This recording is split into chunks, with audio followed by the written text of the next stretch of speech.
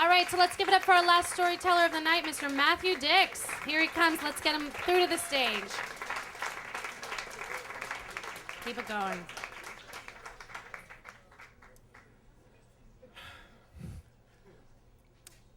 My parents got divorced when I was 8 years old. I got off the school bus with my brother and my sister, and we went into the house. And in the living room, my mom was sitting on a couch, and she was sitting next to Mr. McKenna, who was the social worker assigned to help us through the divorce. And with my mom's help, he explained that my parents didn't get along anymore, and they loved us, but they didn't love each other, and my father would be moving out, and we would see him, frequently. And he asked me if I had any questions. And this was 1979, so divorce wasn't taboo, but I didn't know anyone who had divorced parents, so I didn't know what to ask. And Thundercats was coming on at 3, so I didn't have any questions. And I went upstairs to find some normalcy. 2 days later, we got off the bus, and Mr. McKenna was there again with my mother, and they explained that the furniture that was missing was my father's, and he had moved out now, and we would see him soon. We did. We got to visit him for about a month.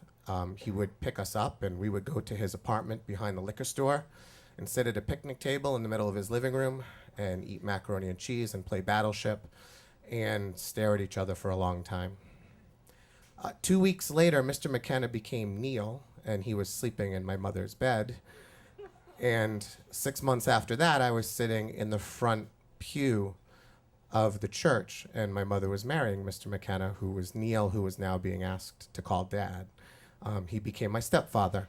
I learned that my mom had worked with Mr. McKenna for a long time and had known him longer than she had let on. My parents sucked to a great degree. My father saw me for about a month, and then he disappeared from our lives. He stopped picking us up, and he stopped coming to birthdays. That was good parenting, though, compared to what my mom and Neil ended up doing. When I was 9, my parents put me in charge of babysitting my brother and my sister and my stepbrother and my stepsister.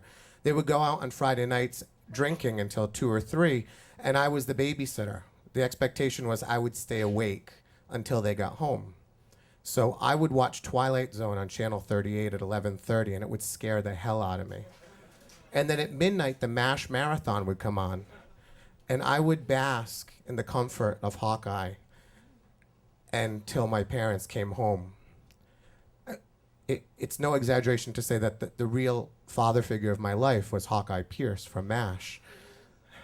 As I got older, my parents' disinterest in me continued.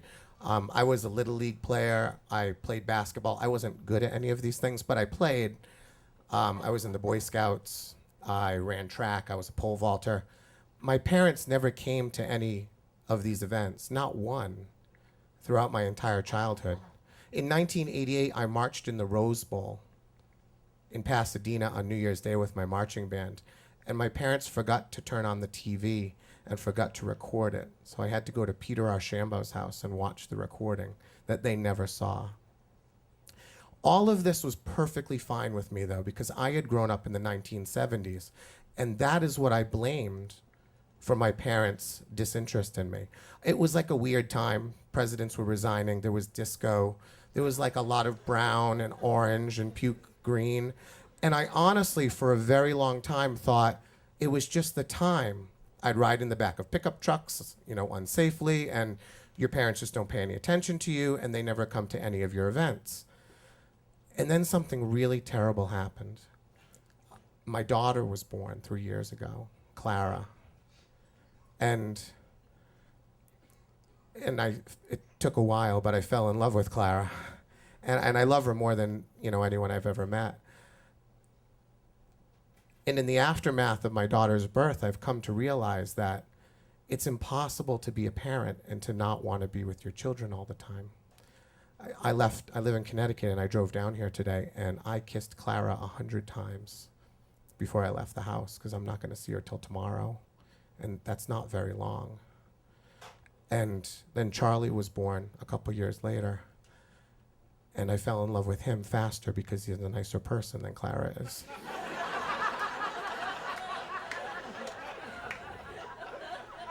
And Clara's really good, though. But as I fell in love with my kids, I realized that you can't be a parent and abandon your children the way my parents did. And I had to decide, I came to the realization that it wasn't the 1970s and the 1980s that were to blame. I have a friend named Amy who has the same sort of child experience as me. She told me, same story as me. My parents never picked me up for anything, and they didn't pick her up either. And so you'd wait until like the leader left, and you'd hide in the bushes so that you didn't have to be the one ashamed to not have a ride, and then you'd walk home. And she told me that story, and we've connected, in a way that not many people understand. But Amy's very, very lucky because her mom was on heroin, and her father was a drug dealer. And I know it sounds ridiculous, but Amy's mom is dead and my mom is dead. And Amy doesn't have kids yet, but someday she will. And she'll come to understand that you can't have children and love them and leave them the way my parents did. But she'll have heroin, and that will actually be a good thing for her. She'll have something to blame for her parents not loving her. So while I love my children more than you could ever imagine, they've made me realize in a really terrible way that I don't think my parents loved me very much. But I won't do that to Charlie and even to Clara. Thank you.